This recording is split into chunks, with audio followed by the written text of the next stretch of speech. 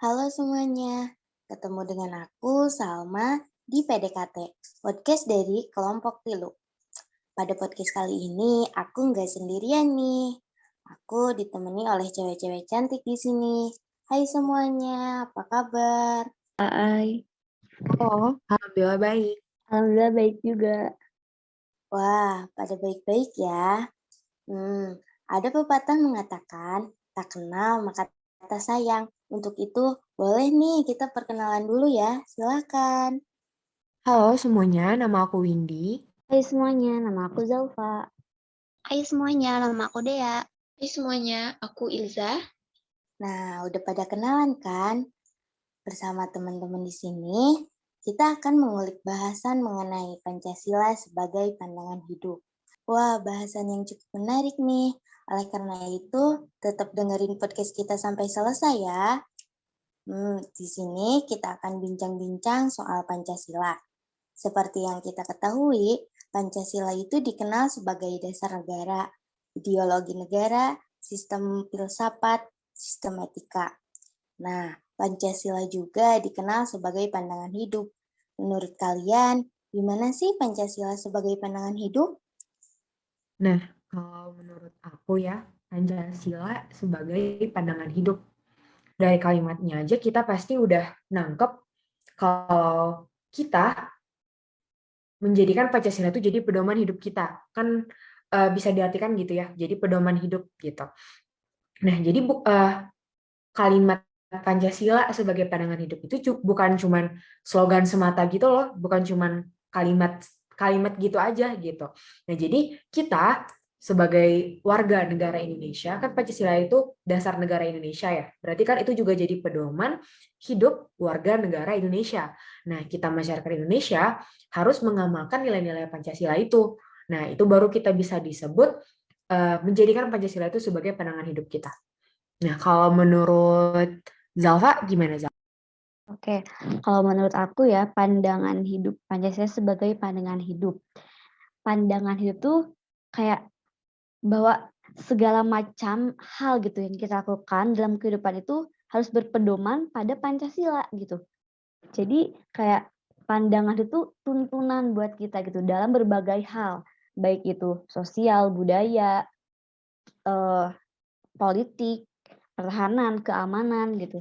Terus juga kayak di salah satu tentang ketuhanan kayak gitu. Pokoknya dari berbagai macam aspek kehidupan itu Pancasila sebagai pedoman kita gitu, sebagai tuntutan kita untuk apa? Nah, itu tuh kalau menurut aku tuh buat nyiptain apa sih namanya? Nyiptain cita-cita, maksudnya mewujudin cita-cita bangsa gitu. Jadi kalau kita udah punya pegangan nih, punya pegangan kayak Pancasila, hidup itu insya Allah kalau kita mengimplementasikan dengan baik tuh pasti bakal aman gitu, rukun, tentram, satu sama lain, kayak gitu. Jadi kalau ngebahas tentang Pancasila sebagai pandangan hidup tuh menurut aku, Pancasila itu sebagai tuntunan lah bagi kita dalam kehidupan sehari-hari, kayak gitu. Kalau menurut yang lain gimana? Oke, kalau menurut aku Pancasila sebagai pandangan hidup itu, jadi kan setiap negara itu pasti punya tujuan ya. Nah, untuk mencapai tujuan tersebut itu harus ada pedoman kan, harus ada arah. Nah, jadi mungkin maksud pandangan hidup itu bisa diartikan sebagai pedoman atau arah untuk mencapai tujuan suatu negara. Di mana untuk negara Indonesia sendiri, pedomannya itu ya Pancasila.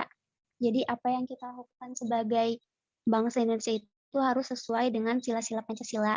Begitu juga dalam menyelesaikan masalah yang terjadi di dalam negara tersebut, di dalam negara Indonesia, dalam berbagai aspek itu. Jadi kita harus berpedoman ke Pancasila.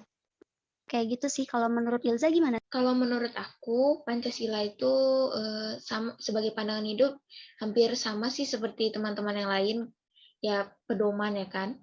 Tapi selain itu juga Pancasila itu sebenarnya merupakan perwujudan dari nilai-nilai sila itu yang dilakukan oleh bangsa Indonesia, masyarakat dan masyarakat atau rakyat Indonesia gitu. Udah gitu aja. Berdasarkan apa yang dikatakan oleh Ilza, dia tadi menyinggung mengenai nilai-nilai Pancasila ya.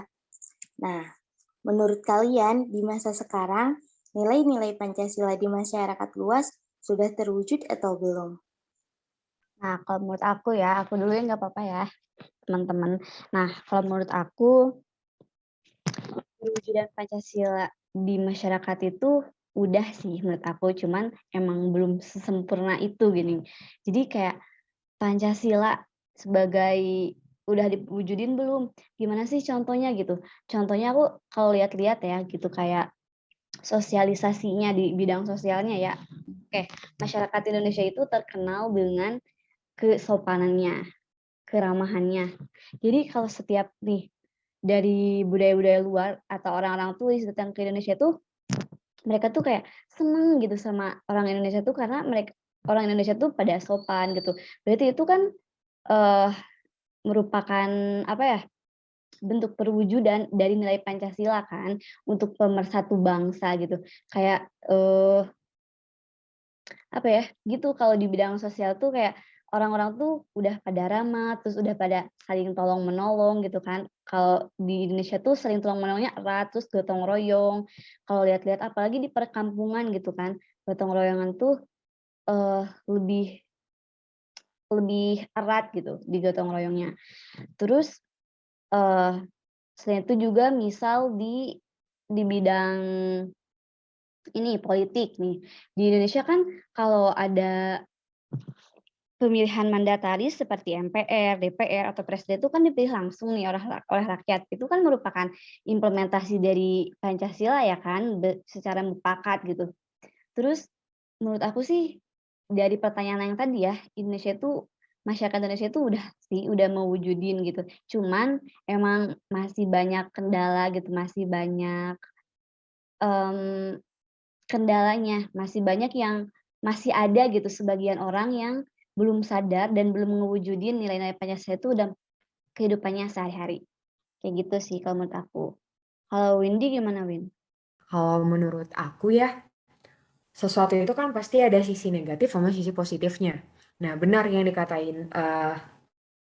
dibilang sama Zalfa tadi benar banget, aku juga setuju karena eh, sebanyak apapun ya orang udah mengimplementasikan gitu Pancasila sebagai pandangan hidup, menjadikan Pancasila itu jadi pedoman hidupnya.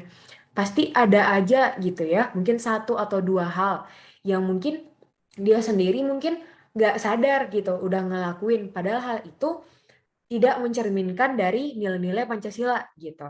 Nah, cuman kalau kita berbicara tentang sisi positif sama sisi negatifnya, mungkin dibahas sisi positifnya dulu deh yang pertama. Nah, kalau dari sisi positif, misalnya kita ambil dari sila pertama, ketuhanan yang Maha Esa. Berarti kan dari nilai agama ya, religi. Nah, aku pernah dengar salah satu gereja di Jakarta itu menyediakan lahan parkir untuk jemaah Muslim pada saat Idul Adha. Kan biasanya kalau kita Idul Adha kan rame ya, rame. Nah, jadi itu gereja gitu ya, beda agama gitu, yang satu Kristen, yang satu Islam. Nah, itu dia sampai nyediain lahan parkir. Nah, berarti itu kan ada ini ya, toleransi gitu. Nah, walaupun berbeda agama, tetap ada toleransi. Nah, berarti kan itu merupakan salah satu pengimplementasian Pancasila ke dalam kehidupan sehari-hari kita, warga negara Indonesia gitu.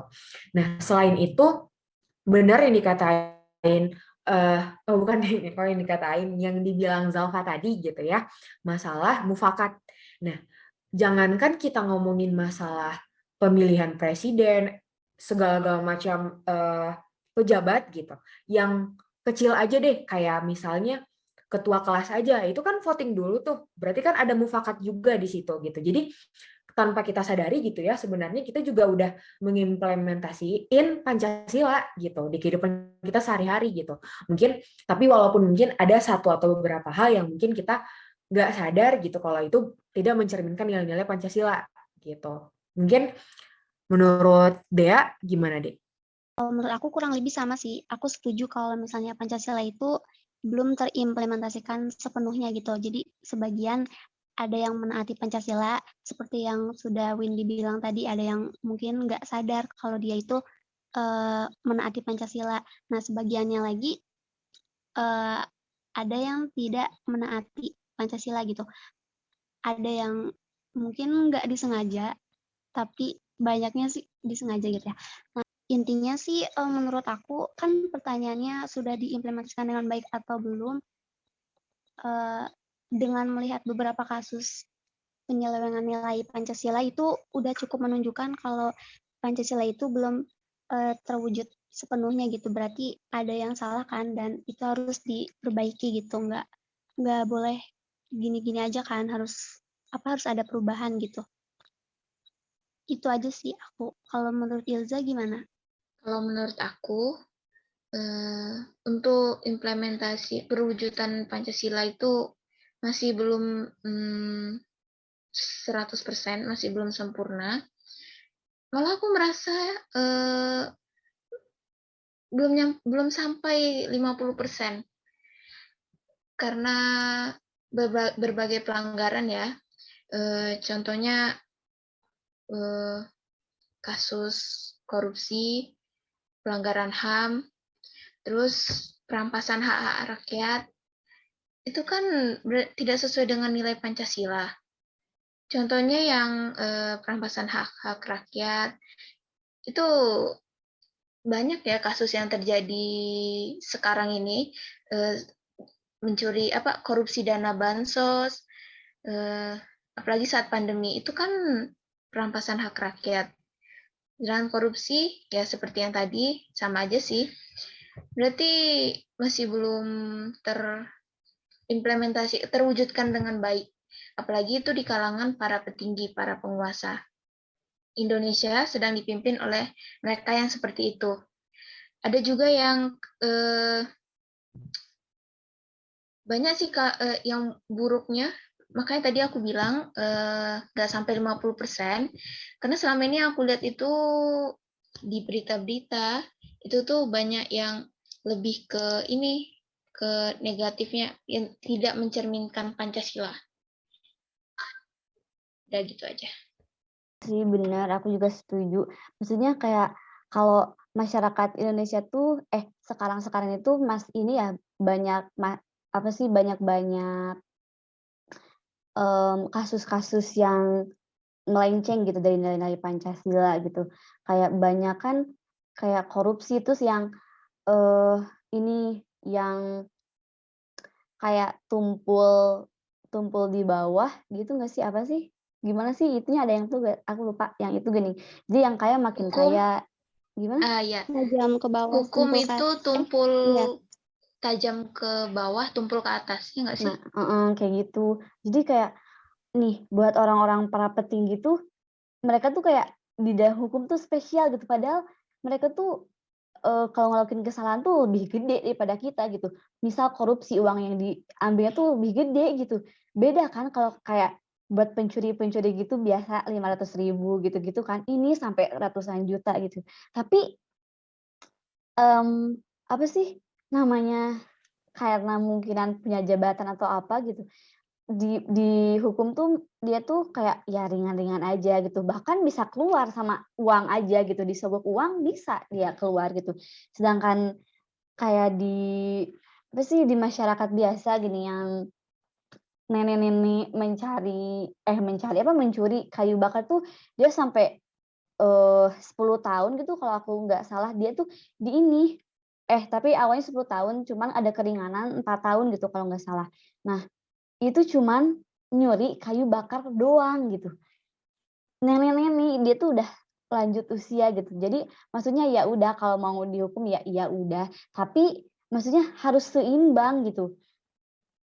Pokoknya dibuat aturan di Indonesia tuh sekarang tuh pengimplementasian Pancasila tuh udah mulai menurun banget sih menurut aku gitu. Selain juga udah terimplementasikan buat sekarang menurut aku banyak kasus sih. Kalau aku rasa tadi yang Zalfa bilang tadi itu lebih ke ketimpangan ekonomi nggak sih? Antara yang kaya semakin kaya, yang miskin semakin miskin gitu. Iya sih bisa juga. Tapi aku kesel Iya, jadi aku setuju. pengen ngeluapin di sini, nggak apa-apa kali ya ini podcast Iya, PDKT. nggak apa-apa.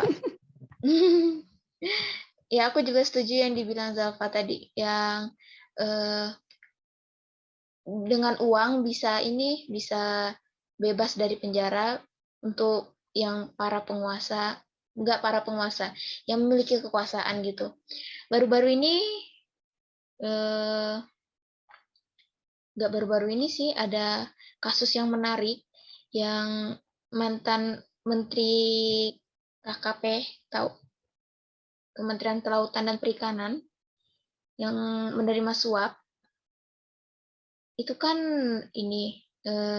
hukumannya dari 9 tahun penjara disunat jadi 5 tahun penjara. Dia menerima suap sekitar 25,7 miliar gitu. Pasti dia supaya bebas dari penjara mungkin pakai duit suap itu untuk nyuap itu deh ya gitu. Nggak boleh disebutkan secara detail. Iya, setuju sih. Jadi pasal yang ada di Undang-Undang Dasar juga yang bilang kalau semua warga negara kedudukannya sama di dalam hukum itu nggak berlaku kayaknya sih. Ini juga penjara aja, penjara pejabat sama penjara rakyat biasa beda kan. Maksudnya penjara, ada yang bilang penjara pejabat itu berasa hotel gitu. Mungkin saking ininya kali ya. Beda gitu sama penjara kalau misalnya kita nih amit-amit gitu ya ngelakuin kejahatan gitu, kriminal. Kita di penjara pejabat tuh beda, enak gitu penjaranya gitu. Jadi dia kayak cuman apa ya, bahasanya teh formalitas aja gitu. Dia dikurung gitu. Padahal mah dia enak di situ. Mungkin karena itu tadi ya yang kata Ilza tadi, emang karena kekuasaan sama uang gitu. Emang gede banget gitu sekarang yang ada kekuasaan sama uang itu pasti yang menang. Keadilan sosial bagi seluruh rakyat Indonesia. Syarat dan ketentuan berlaku. Itu yang punya uang dan kekuasaan. Ya nggak sih? Ini juga deh, pengen ngebahas masalah yang kemarin yang lagi rame beberapa bulan yang lalu atau ya kayaknya beberapa bulan yang lalu deh, masalah pelecehan seksual gitu. Nah itu kan berarti nggak adanya implementasi Pancasila akan dalam aspek perlindungan sama penegakan HAM. Karena itu emang benar-benar udah ngelanggar HAM, bahkan itu ngelanggar norma agama. Itu kan bersikap asusila ya, dilarang. Nah, kemarin itu kan rame masalah pelecehan di universitas di Riau sama di Sriwijaya, Universitas Sriwijaya Palembang. Nah, kemarin-kemarin juga rame. Kayaknya kemarin tuh bertubi-tubi gitu, masalah pelecehan seksual doang. Yang ini, yang pertama kan Riau dulu tuh ya rame. Terus ada Sriwijaya lagi kebongkar. Terus ada lagi yang pesantren. Pesantren loh. Terus yang ngelecehin guru. Guru yang jelas-jelas sudah berpendidikan. Pesantren lagi. Yang mungkin kita notabene gitu ya, kita nganggapnya kayak, wah alim gitu, ngerti agama gitu. Ternyata ya namanya nafsu gitu ya. Kayak berarti kan dia sendiri juga ada yang salah gitu ya dalam diri dia sendiri gitu. Sampai-sampai tega gitu ngelakuin hal tidak senonoh itu sama murid-muridnya sendiri yang mungkin ada yang masih belum 17 tahun kayak gitu, belum dewasa gitu. Nah, itu kan salah satu ini ya pelanggaran HAM. Itu udah norma, semua udah dilarang tuh kalau udah ngelakuin hal kayak gitu, kejahatan kayak gitu. Berarti kan itu juga nggak mencerminkan nilai-nilai Pancasila gitu kalau menurut aku. Banyak sih emang contoh kalau kita ngomong buruknya tuh nggak kelar-kelar gitu. Karena emang banyak banget masalah nggak tercerminnya nilai-nilai Pancasila tuh banyak banget. Kalau yang baiknya emang ada. Iya ada. Tapi aku ada yang tahu nggak sih baiknya itu gimana selain yang toleransi tadi? Soalnya kalau aku ingat-ingat ya dari semua hal yang terjadi kayak semuanya negatif semua, buruk semua. Jarang ke blow up yang positif. Sampai aku nggak Nah, sadar. selain toleransi tadi gitu ya, kayak ini pemerintah kan masih ngasih sembako gitu buat yang mungkin yang kurang mampu gitu. Nah itu kan termasuk ya salah satu pengimplementasian. Selain itu emang tanggung jawab dia ya gitu kan ya. Nah terus nggak usah ngomongin pemerintah dulu deh, kitanya sendiri gitu. Kadang kan kita kalau orang-orang kurang mampu gitu kan, kita kan suka ngasih lebih ya harta kita. Berarti kan kita sendiri juga udah ini ya, mengimplementasikan Pancasila gitu. Nah, karena itu lebih kemana? Sila keberapa ya? Kedua ya, kalau itu teh. Kemanusiaan yang adil dan beradab gitu. Nah, kita kan mencerminkan sila kedua, berarti itu kan merupakan salah satu sisi positif dong. Iya sih, benar-benar. Jadi emang sih kalau kita tuh kayak manusia tuh ngelihatnya tuh di negatifnya aja gitu. Padahal banyak kok gitu yang positifnya kayak eh apa ya? Jaminan kesehatan kayak BPJS gitu-gitu juga kan. Terus kalau misalkan kebutuhan buat ekonomi itu seperti KIP, Kartu Indonesia Pintar, BPJS, yang kayak gitu-gitu nggak sih? Itu kemasuk sih. Tapi emang buat oknum-oknum tertentu tuh itu tuh malah disalahgunakan, kayak Itu gitu. tadi, karena emang sesuatu itu pasti ada sisi negatif, ada sisi positif. Jadi kayak di samping ini udah berbuat positif, ada aja gitu yang ngambil kesempatan manfaatin itu ke sisi negatif gitu. Kayaknya nggak bakal kelar deh ya kalau ngomongin itu teh, kalau ngomongin masalah sisi positif sama negatif, karena emang banyak banget. Sampai ketutup yang positif karena negatifnya. Benar-benar. Kayaknya biar terimplementasikan dengan baik itu harus dari masyarakatnya sendiri deh, harus dari bangsa Indonesianya sendiri gitu, punya kesadaran kalau misalnya kita tuh harus menaati Pancasila gitu. Kalau misalnya nggak ada kesadaran dari diri kitanya, kayaknya nggak mungkin bisa terimplementasikan dengan sepenuhnya deh. Soalnya kan hukum-hukum yang berpedoman sama Pancasila itu kan udah banyak, tapi kalau nggak ada kesadarannya percuma aja sih kalau menurut aku. Daripada kesadaran masyarakat, menurut aku lebih ke pemerintah sih. Karena kan semua itu kayak apa ya?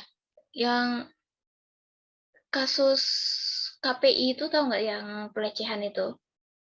Itu kan sebelumnya nggak mau diusut sama polisi ya kan? Tapi setelah viral di sosial media baru diusut.